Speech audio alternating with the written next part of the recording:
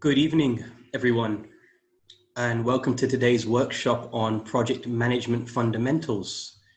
My name is Jalil Balolia, and I'm a volunteer under the Aga Khan Economic Planning Board for the UAE region. On behalf of the chairman and the IBNG committee, I welcome you all today. We would like to thank you all for taking time out of your schedules and joining us for today's SkillUp workshop. Just to explain, SkillUp is a voluntary initiative under the AKEPB with the mandate to roll out monthly interactive workshops focused on skills upgrade. These workshops may be relevant to professionals and small and medium-sized business owners, presented by qualified experts on diverse areas of expertise. Today, we're delighted to present today's webinar, which will focus on project management fundamentals, which is covering details of project management, professional PMP certification, training, and career paths. So it's a privilege to introduce today's speaker, which is Rosina Navaz. Rosina is a business agility professional with more than 20 years of experience in both the aviation and banking industries in the UAE. She is a PMP and an enterprise agile coach with significant experience as a trainer for Emirates, GCAA, and other local training and management consultancy companies. Rosina has an MBA from the University of Bradford and is a SAFE Agilist and a Center for Effective Dispute Resolution, CEDR certified coach. So I think without more to do, once again, thank you, Rosina, for giving us your valuable time today, and I will hand over to you to start the presentation. Thank you, Jalil. Yali Madad, everyone. And thank you very much for your time and for joining us today on the project management fundamentals. So let's get started. Project management today, as everything in the world is changing, so is the scenario on the project management front as well. So what do I mean by that? Now, up until now, most of us, and personally me, I was certified as a PMP back in 2007, where that was the only way project management was done, which we also call the waterfall method. So what is the waterfall method? It's pretty much a sequential, step-by-step process of delivering a particular project or the outcome or the result of a project. So it starts with gathering requirements. So let's take the example of Burj Khalifa.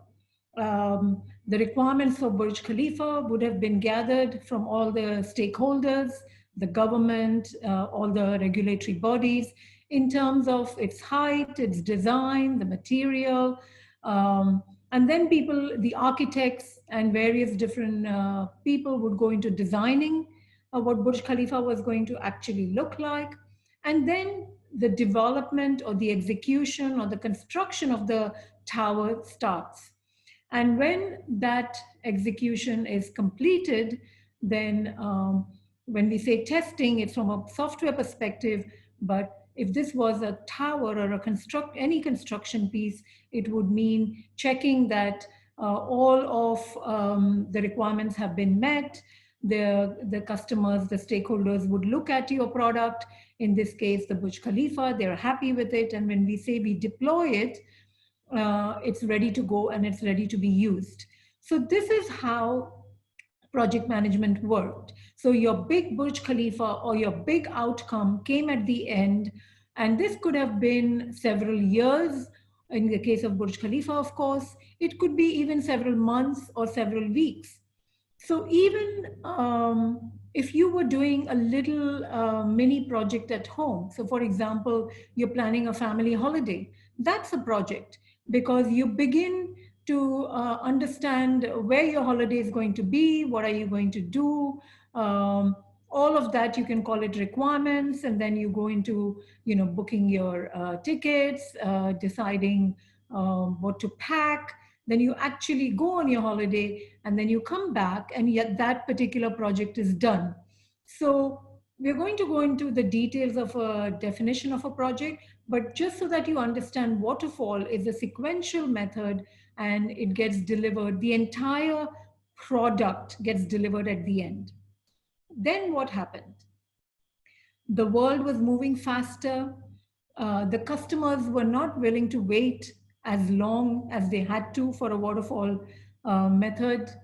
And a few people got together, and this is 20 years ago, and came up with what we call the agile way of managing projects or working. So most of us may think that agile is new, but it's actually not new. In many different parts of the world, it's been practiced for more than 20 years. So what is it? As you can see in the picture, you are just breaking your project down into bite-sized chunks and delivering them early. So the whole idea of Agile is to get to the market faster than your competition. The speed is the basis of Agile. But when we have speed, obviously we can't deliver the entire Burj Khalifa, right? So what we do with Agile is we take small pieces of deliverables, which we call the minimum viable product. So think of your mobile phone. Think of your mobile phone today and think of your mobile phone when a few years ago, when it did not have all these features, or the very first time that mobile phones came out. What did we have? Possibly only the ability to make phone calls and send messages. That was as basic as what a mobile phone was. We call that a minimum viable product, meaning there is something of value that the customer can use right away. For companies, that meant revenue could start flowing in rather than waiting for iPhone 11 or 12, whatever the next version is, which has the whole world in it and all the features.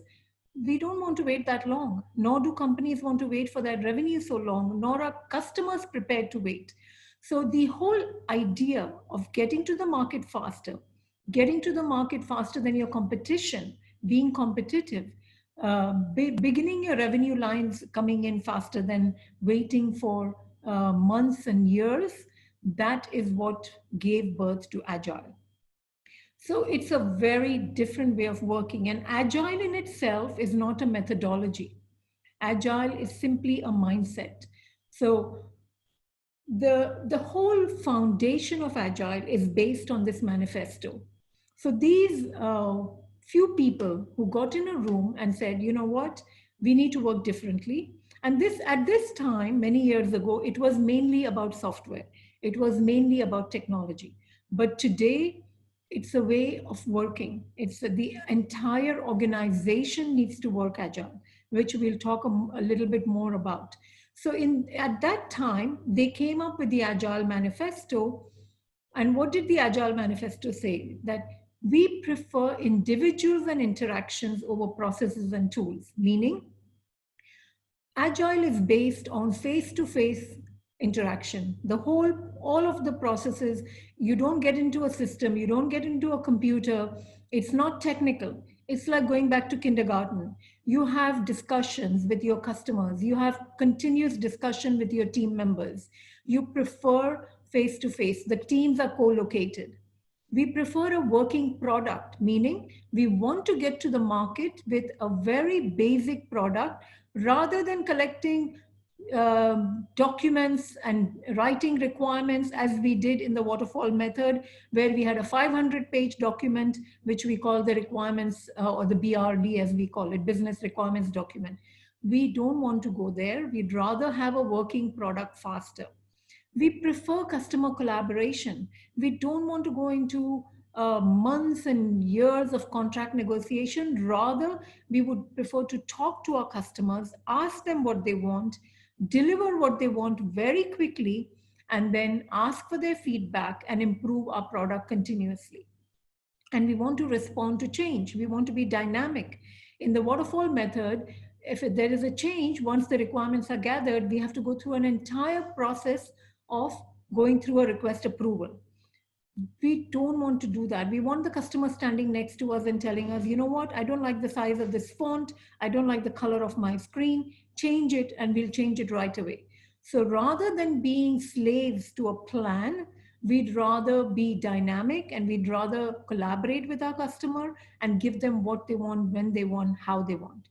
So this is basically the foundational thinking of what Agile is all about. But you can read that little sentence at the bottom. It does not mean that we are not going to do any of the items on the right. What we're saying is we're going to do, we prefer items on the left more. So just a little bit on Agile is, as I said earlier, it's simply a mindset. There are two aspects to it, the doing aspect and the being aspect. So in the being aspect, there are the 4 values, which is the manifesto, which I just spoke about. And then there are 12 principles, which we won't go into the details, because right now I just want to give you a little bit of a flavor of the difference between waterfall and Agile, and why this sudden focus on Agile jobs, Agile way of working, enterprise agility, business agility. You will read it everywhere. You will see it on LinkedIn. You will see it on our Sheikh Mohammed talked about business agility and government agility. So what does that agility mean? So that's 2 angles to it. One is how you think. We need to change the way we think. And then there is the doing part, which is, I just mentioned a little bit about the values, and then there's the principles of how we actually bring Agile into practice. So the way we bring it into practice, there are multiple methodologies. The most popular one is called Scrum. And then there is Kanban, there is Lean. You can see all of the other mentioned methodologies up on the screen. So it doesn't really matter what methodology you use or the organization uses. It depends on what they're comfortable with, what their industry is, and then they can take it from there. So Scrum is the most, as I said, the popular methodology. So bringing us back to today's topic, which is actually the waterfall method or the PMP. So what is that? I explained waterfall to you a little bit earlier, and I'm going to go into it much more deeper in the fundamentals. But PMP is a certification which is issued by the Project Management Institute, the PMI, which is in the United States. Now, this is by far the most demanded certification by organizations all over the world. I think the PMP exam and the PMP book, which we call the PMBOK, the Project Management Book of Knowledge, has been written in more than 30 languages. And even in our part of the world, whether you take government organizations, private organizations, when they're looking for a project manager, they're looking for a PMP. And that's the project management professional. So how do you become a PMP? And now this is a commitment. And what do I mean by that? If, for example, this is the career path you want to follow, or you are already working as a project manager and you want to get certified as a PMP, there are certain requirements or prerequisites that you need to have before you can even get there. So as you can see, you need a 4-year university degree. You need already 36 months of having led projects, and you need to attend a PMP course, which you can find hundreds of in the market, which is a 35-hour course, which teaches you what the PMP is all about. Now, today, these courses are sold as virtual courses, and many organizations in Dubai and all over the UAE sell these courses. And unless you do one of these courses, you cannot sit the exam. Alternatively, if you don't have a university degree and you have a high school diploma, then you need a higher number of months in leading projects, which is 60 months. And you still need to do the 35 hours of project management training. And then you can sit the exam. The exam fee is put there. The course in itself is a separate cost. So when I say it's a commitment, I mean from a time perspective, from a cost perspective, and from a career decision perspective, it is a commitment. Because even once you're certified and you pass your exam, which is a rather challenging exam, that's not the end of the story. You have to maintain your certification because the certification is only valid for 3 years. In those 3 years, you have to prove to PMI that you are constantly engaged with the profession. And there are various ways of engaging with the profession, which are all on the PMI website. And only if you can prove that, you can continue your certification at the end of 3 years. Otherwise, you lose your certification and you start all over again. So that's why for those of you who are planning to go down this road, think about it. If you're committed, absolutely, by all means, I would encourage you to go for it. It's a great career. And the beauty of the PMP is that it's industry agnostic. What do I mean by that? I worked for an airline at one time, and now I work for a bank, and they're two different industries, but the PMP works. Tomorrow, I could work for the healthcare industry or for a entertainment business. It doesn't matter. The project management principles do not change. So that's the beautiful value of it. It's also a globally recognized certification. So today you're in the UAE, tomorrow you could be in a different part of the world. And people will recognize PMP because it's recognized all over the world.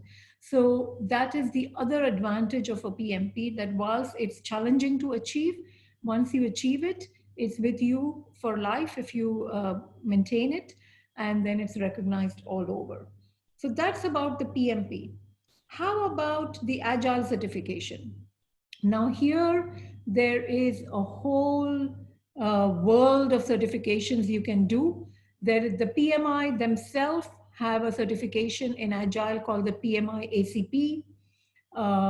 There is a Scrum Alliance, which is an organization which certifies you as a Scrum Master and various different other Agile certifications. The most popular one in Agile is SAFE. SAFE is Scaled Agile for Enterprise. So with SAFE, the Agile certification is not focused on just simply technology, which is where the journey began, but as it says, it's an enterprise level. So whether it's your HR, whether it's your finance, whether it's your procurement, all the organization, starting from the strategy down to your portfolio management, has to work in an agile way. So what does that mean? Is covered by SAFE. Then there are many others, as you can see, and sometimes it's a little bit confusing, which certification should I go for? And we are here, and we will be doing a poll soon where we would like to hear from you. If you are interested in agility and agile certification, then we can have a deep dive in this area, because it's a whole world on its own, but it is gaining in popularity in this part of the world more and more. And I say this because I know that RTA, DEVA, DO, Etisalat, large government organizations are all transforming and going in the direction of being for business agility using agile ways of working.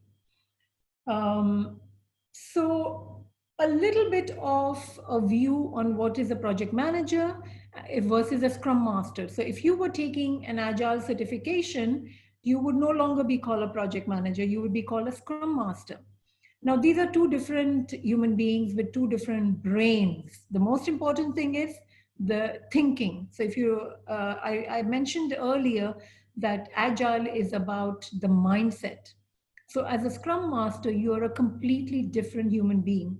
Now, if you ask me, today I'm a project manager, can I be a scrum master tomorrow? Yes. I have gone down that journey. I used to be a project manager. I am PMP certified, but now I'm a scrum master. So is it possible? It's very possible. It's simply an evolution. It's a journey. We can all take it, but it requires a little bit not a little bit, I would say a lot of self-discipline in terms of beginning to think differently, behave differently, and work differently. So a project manager is somebody who's a driver, right? They're command and control. They instruct people. They're a decision maker. They are the ones who drive the project to its end. A scrum master is completely the opposite. They don't command anything. They don't make decisions. In fact, they create an environment where people, we call the agile teams, they're self-managed and self-organized.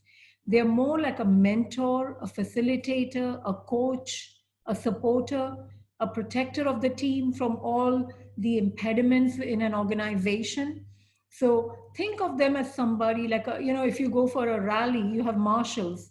What do the marshals do? The marshals make sure that the road ahead is smooth for you. If there are rocks, they remove the rocks from your way. That's your scrum master.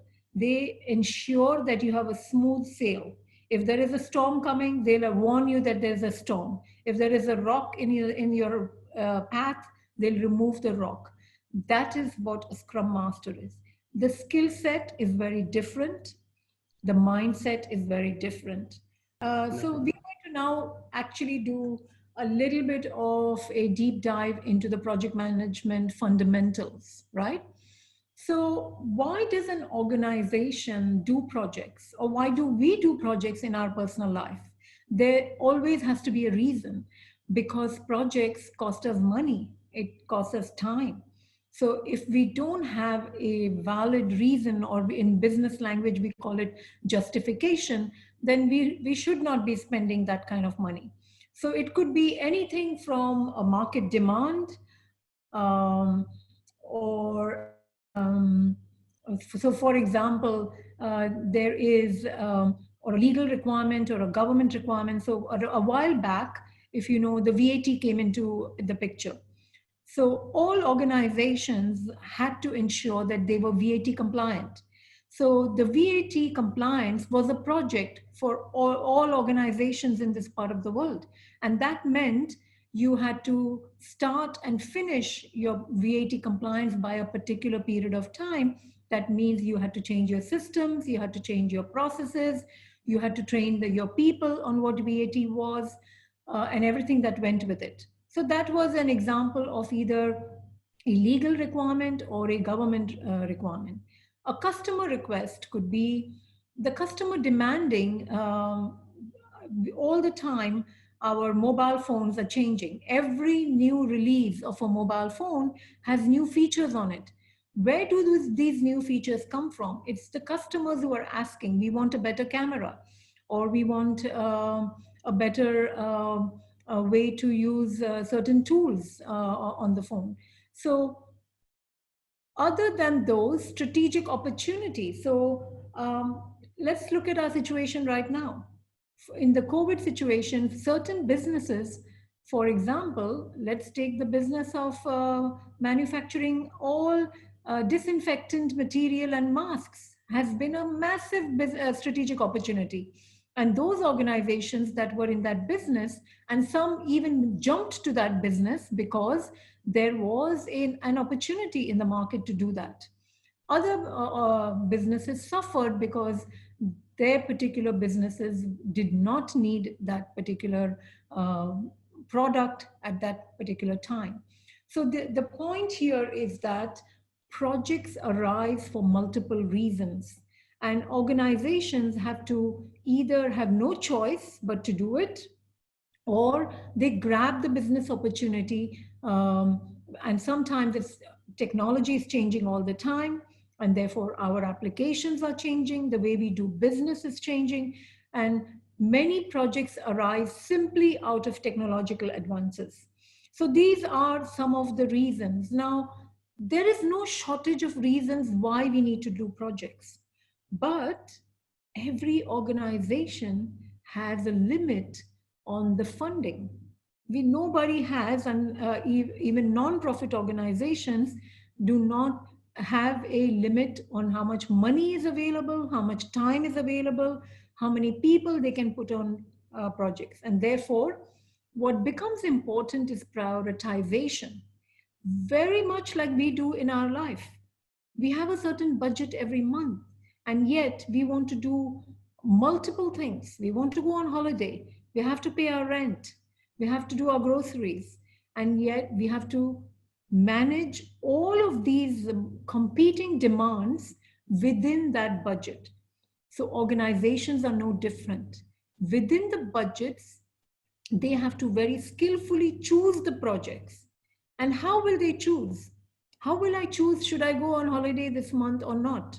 Is based on my family priority. It's in the same way the organization priority. Is it revenue they're looking for? Is it brand that is important? Is it relationship with the customers that is important?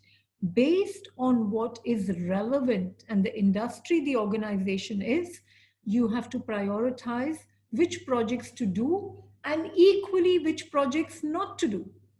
Today, if I'm deciding together with my family that we will not go on holiday, there is a very good reason why we are not going on holiday. And organizations choose not to do projects also based on very good reasons. But what happens in reality is organizations love to start multiple projects, and they are like little fires you start all over the place, and half of them never get completed. And PMI statistics tell us that only 27% of all projects that are started actually succeed and are completed successfully. Now, that's a very sad percentage considering the amount of time we spent on learning project management. So the point here is that when you start a project, and we started with whether it's a personal project or it's an organizational project, the commitment of completing it, the resources to complete it, the budgets, the people need to be there. And that commitment needs to be there at an organizational level. Otherwise, it will be another little initiative that is started and is not finished at all. Here is another little question for you. So I'm going to give you a few seconds to answer that.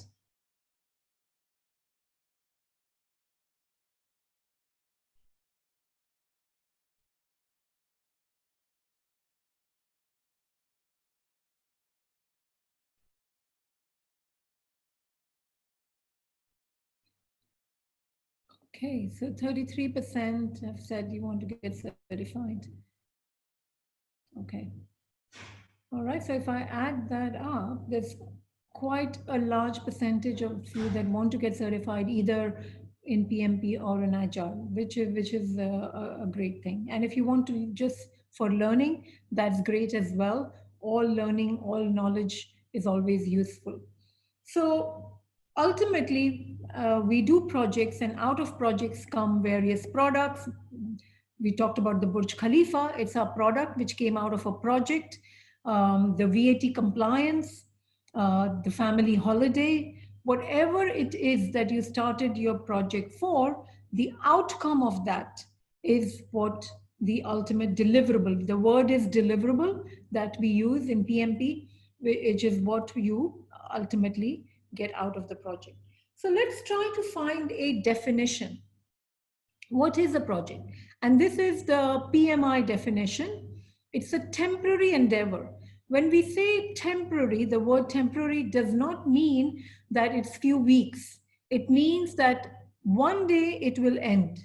And that end could be in few years, like the Burj Khalifa, or the family holiday, which could be within a couple of weeks, or the VAT compliance that we were hoping to get within a few months. So the point here is that once a project starts, it must end. And that's the word what temporary means. And it is undertaken for a reason, as I said. There has to be a justification why we are doing it. And that is to create a unique product or a service. That product, as we've talked about some products, it can be a customer service. It can be a hotel. Let's take the chauffeur drive. The chauffeur drive in Emirates Airline as a service It came out of a project to understand that customers need a particular service when they arrive from their flights. So whatever it is a result, it is a product, it is a service, one day the project must end, and at the end of that comes out our product or service. And that's the definition of a project. The critical thing here to understand is, and this is in reality what happens is, projects just go on and on and on because we keep on adding new features. So today we've decided that it is the chauffeur drive that is our project. But to the chauffeur drive, we add, we like to also ensure that we want to sell the hotel package to the passenger. So we add the hotel package. Then we say, you know what, we'd also like to offer them the holiday package in terms of a desert safari or a Dow cruise. And these are little products or services that get added to the initial project, which was only about chauffeur drive. And that's how projects never end. They go on and on and on. And that is poor, very poor project management practice, because you are not delivering what you initially started to deliver. And that's why the part about the temporary is important, that projects once started must end. So if a project is a temporary endeavor that delivers a product or a result or a service, what is project management? And again, this is the PMI version. So the project management is when you apply, when you go for a PMP and you learn, you have your knowledge, you have your skills and your tools and techniques. When you apply these to your project, what those processes is called project management. The tools, the techniques, the processes, and that's what we're going to be talking about in a bit. That whole science, I call it a science because it really is a science that comes out of creating these products, is what is project management all about. So what are these processes? Let's look at them. Before we do, let's have a little bit of an understanding of a difference between projects and operations. So when a project ends, as we said, it always ends when the product is delivered. Then that product goes into operations. So if you think of your VAT system that we completed and we delivered, and now the VAT is being used by everybody, it's become part of our operations. So operations are ongoing, they're repetitive. As long as your organization exists, operations will exist. And it sustains the business. It is what brings you continuous revenue. And it is not stopping or starting like the project does. So that's the difference. Your project stops, it delivers a product, and the product goes into operations and the business continues. And it's important for us to understand the difference between the two. Project manager, earlier I talked about the project manager versus the Scrum Master. So the project manager, as you can see, has multiple skills. They have the technical skills, which is the project management knowledge of the tools and techniques and the project processes. But apart from that, a project manager also has all of these soft skills. Now, when you go for your PMP, they teach you the technical knowledge, but it is expected that either you're already at that point of your career where you have developed a whole lot of soft skills, or you take separate education in developing some of these soft skills. Many of these we develop in our life naturally as part of our career. As we move on, our organizations train us and develop us, but it is critical that a project manager has all of these, and you will understand in a moment why these soft skills are important when I go through the processes. So just one, Jalil, any particular questions that are coming up before I go into the project management process groups? Not at the moment, no. You can continue. We can probably go through just a few on certification at the end, but not much at the moment. Sure. Okay. So the PMI, or the PMP, PMBOK as we call it, talks about 5 project management process groups. And as you can see them, from the start of the project, we call it initiation, then we go into planning, we go into execution, control, and then finally we close the project. So let us look at each one of them and understand what these are. So when you initiate a project, this is the time when you are starting the project. What is happening? First of all, the decision is being made by the organization. The government has decided that we are going to build the tallest tower in the world. We are going to be that country that people visit in order to see this beautiful, magnificent tower. So the organization is arriving, prioritizing. I talked about prioritization. We, as a family, we are making a decision. We are prioritizing and deciding that we are going to put our money on this particular project and we are going to begin to initiate it. So when you initiate it, there's already what we call a business case. A business case meaning a justification. Why should we do this project and why should we not do the other project, as I said? So we have a business case and we have an authorization from the people who are going to fund this project. We call them project sponsors. So they have agreed and they have told us that yes, our family has agreed together, and the head of the family who's going to sponsor this holiday has actually given us an authority that we can spend this money on this holiday. The government has approved the billions of dirhams that it must have cost to build a Burj Khalifa or whatever the project may be, small or large. And that's what we mean by authorizing, meaning the budgets have been approved, the decision has been taken, the project manager is now selected. Either the project manager is coming from within your organization or a project manager is being hired from outside based on the project itself. And we are beginning to identify stakeholders. Now, this word stakeholders is a very important word. And who are they?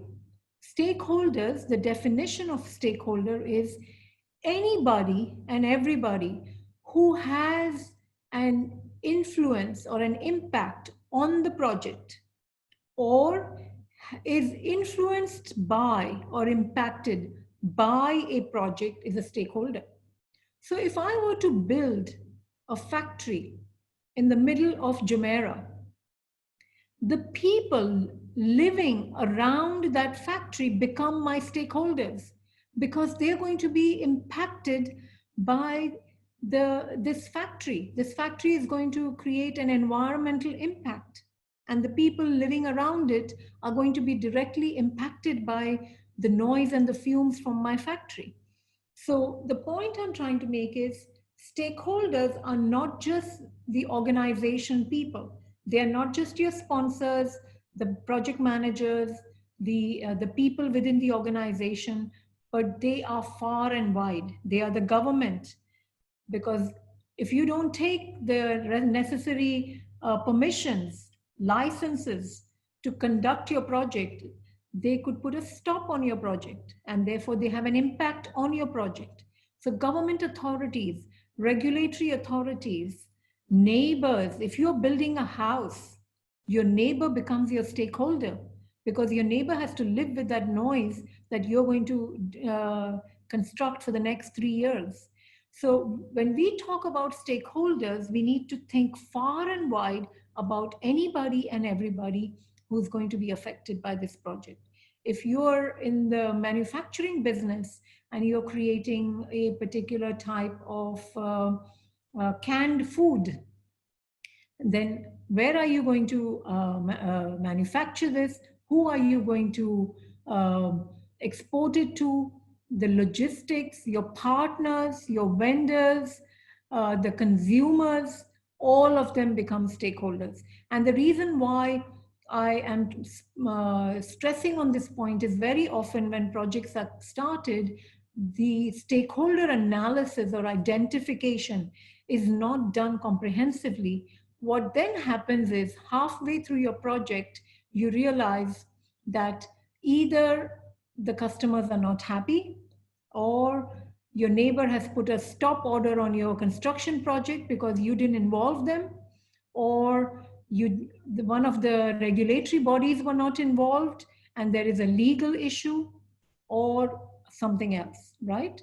And that's why identification of stakeholders at the start of your project is a very critical aspect. The vision of what ultimately, the stakeholders are expecting out of this, at a very high level, because we are only at the start. So we only know right now that we want to build the tallest tower in the world. We have no idea what it's going to look like. We have no idea what the design is going to be, or sometimes even where it's going to be constructed. So the initiation period or the start of a project is where it's just sometimes an idea, a very high level view, a very high level budget. We know that we want to go on a family holiday, and we have an idea of it's going to cost us approximately 10,000 dirhams. That's all the money we want to spend. So we ring fence the budget and we say that we don't want to spend more than that. And therefore, where we go, how long we go for, what hotel we stay at, what activities we get involved in is all going to be dictated by that budget. So it's very important to have at least a high level view of what the amount of money that is going to be spent on this, and a high level view of the time factor. Now, time factor becomes important. So let's take Expo 2020, when that was going to happen.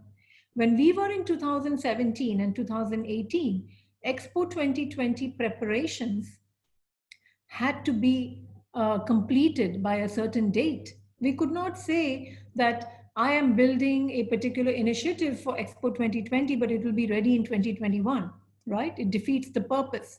So sometimes, right at the start, the deadline is already known, because we call it's a schedule oriented project, meaning there's a deadline. When the VAT was designed, the VAT had to come into action by, I think it was January of, I can't remember what year, but it was by a particular date. So such projects have a very clear deadline. When there is no clear deadline, then we need to have at least a high level view at the start. Is it a 3-month project or is it a 3-year project? So that's what project initiation is about. And the document we use when we initiate our project is called a project charter. And in this project charter, we document the authority, high level budgets, high level schedules, high level stakeholder identification, high level risks. Risk identification at the start of a project is very important.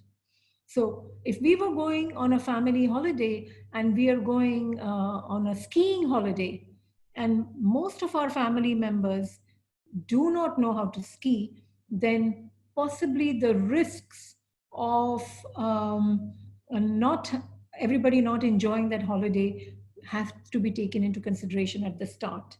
So high level identification of risk. Risk is anything that can have a negative impact on your project, needs to be looked into. So that's basically initiation and start, which is documented into what we call a project charter. Once we have a project charter documented and we are all on the same page, very important to be on the same page. When I say same page, meaning we have the same expectations of where we are going on this holiday, what are we going to do, and how long it's going to be for. We are on the same page in terms of the fact that we are going to be building the highest tower in the world. Managing expectations of our stakeholders at this point is very critical. And that's why we've identified the stakeholders to have a high level vision of all of us being on the same ship that is sailing in the same direction. What happens in real life is projects get started and all of the heads of departments are not on the same page. The finance manager thinks that they're going to spend a particular amount. The customer service manager thinks, oh, they're doing this project to bring a customer service enhancement, and then the HR thing, this is being done at zero cost of people being involved, and everybody is on their own boat. And that is a very risky start to a project. And that's why initiation is critical, documenting your project with a project charter, actually having a project kickoff meeting. So what kicks off an initiation is kickoff, where you bring everybody into the same room, everybody looks at the charter, and everybody's on the same page. And then we move on to the next process group, which we call project planning. This is where it all happens. This is the majority of your time is spent here. What do we do in planning? Of course, we plan every aspect of the project. And that is, what is the scope? And I'll talk about these a little bit more in detail. We define what the time factor is going to be. We get down into details of the costing, details of risk management, details of quality. Here we document all our project documents, and there are multiple project documents. We go into registers, deliverables, quality documents, compliance documents. All of that happens. Gantt charts for scheduling. There are many different systems that are used. I won't go into that, but every organization uses different applications. And there are many great project management applications in the world out there which make our life easy and help us to plan the project. Then once we've done all our planning and requirement gathering, and we know exactly what we are going to do, then we move into execution. This is where we say we put the spade in the ground. We begin digging. Now, the designing of our Burj Khalifa or our house or our holiday or what the VAT is going to look like is done. Now we begin the action of digging the ground, starting the foundation, and actually executing the work. During execution, what is critical? As per PMI, execution should match the plan. So our next process, which is monitoring and controlling, is all about, it's not a sequential step, but it happens throughout the project management processes, which is ensuring that everything we planned, the execution is following the plan. So that's what it says, execute the work as planned. If we decided that we are taking the flight on a particular day by this particular airline, and we have booked our tickets, then execution means we get on that flight according to the plan. If we change the date, or if we change where we are going, then that is a change request. Why is it a change request? Because it is not according to the plan anymore.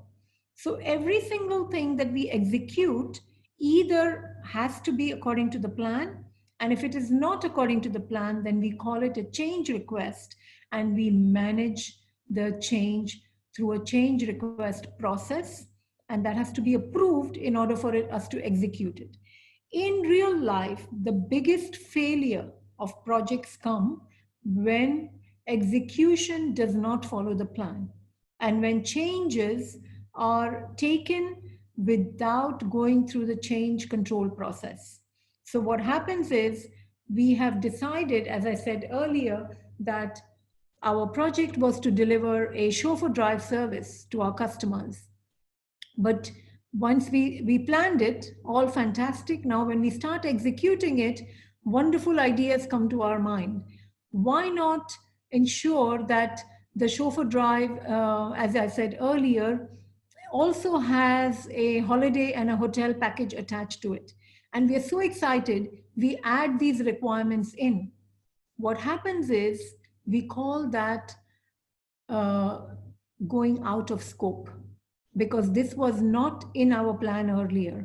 So when we go out of scope, we've already killed the project, because we've added more time, we've added more money, we've added more requirements, and that is just, it we call it scope creep, meaning the project just grows and grows and grows until it bursts and nothing is delivered. And execution, the most important aspect of execution is controlling your changes and working together with your stakeholders, all of them we talked about, and managing your project team, who are the people delivering the project. Scope control, as I said, or managing, or monitoring and controlling happens throughout. And the whole focus of monitoring and control is keeping your project on track for scope, on track for cost, on track for schedule, on track for risk management, on track for quality, and ultimately on track for delivering what we had planned to deliver. This is what monitoring and control is about throughout the entire project management processes. And ultimately, so what we call it, your monitoring and control is like your project doctor. It makes sure that your project health is always good, and ultimately closing the project. As I said earlier, in reality, projects don't close, they just continue and continue forever. This closure is a very formal process and a very critical process where you deliver what you started out to deliver. You also celebrate the success, and then you release the people who worked on the project. You actually shake hands with your partners, with your sponsors, with your stakeholders. You document what lessons you learned, what went well, what did not go well, so that the next time we do this project, we don't fall down the same holes. So this entire 5 process groups are called the project management life cycle, starting from initiation all the way to closure. Now, in your project management body of knowledge, you also have what we call knowledge areas, 10 knowledge areas, and these are your 10 knowledge areas. So integration, don't worry about it. Integration is just bringing all your 9 knowledge areas together. Scope is what we have to deliver. Is it a Burj Khalifa that we are going to deliver? Is it a family holiday that we are delivering? Is it a VAT compliant system that we are delivering? What is it? It is all the work and only the work that we have planned to deliver, and no more. Only the chauffeur drive, nothing else. That's what we call the scope. Schedule is the time. We have we were supposed to deliver this project in 3 months. We deliver it in 3 months, not in 6. Then that means our project health is not what it should have been for whatever reason. Cost is our budget, planning the cost, estimating it, and managing it so we deliver that family holiday within that budget. We don't spend twice the amount of money and we come back and say, oh my God, we spent twice the amount of money, and for the next 2 months, we will not be able to do X, Y, and Z because we bust our holiday budget. Organizations cannot afford to bust their project budgets because then they will have to kill other projects. But what happens in reality? We don't kill any projects and we keep busting project budgets, and therefore we are not able to deliver 75% of projects according to PMI. Quality is the quality of the project, which is, are we delivering what we promised our customer? That's what quality, the definition of quality is fit for purpose. Is that Burj Khalifa really the tallest tower in the world? Then yes, we have delivered, it's fit for purpose. Is the family holiday what we planned and everybody enjoyed and it was within our budget and within our schedule? Then yes, it was fit for purpose. We have delivered a quality project. Resources are the people that work on the project. These are the team members, project managers, and other larger, they're just not the people, it's the money, the equipment, the facilities, everything that we are going to use to deliver the project come under the project resources. Communications, PMI says that 90% of a project manager's time is spent on communication. So what are they doing? They are conducting meetings. They are engaging stakeholders. They are monitoring project health. They are reporting project success. All of this falls under project communications, which is the pure role of a project manager. Risks. In risk, as I said earlier, we identify everything that could go wrong. If I am in the construction business and then I am starting my project, for example, in the season when it is a lot of rainfall, then I know for sure right at the start that it's going to rain. It's a big risk. What am I going to do in order to mitigate this risk? And that is what we call risk management, which is another knowledge area and part of our processes. Procurement, if you're going to purchase something, so according to PMI, procurement on a project is if I'm going to buy something from an external vendor, if I'm going to buy an application, if the VAT application, which I'm going to install in my company, is being purchased from a vendor outside, then we have a procurement scenario. So we have to manage the procurement for the project. And I talked about stakeholders already.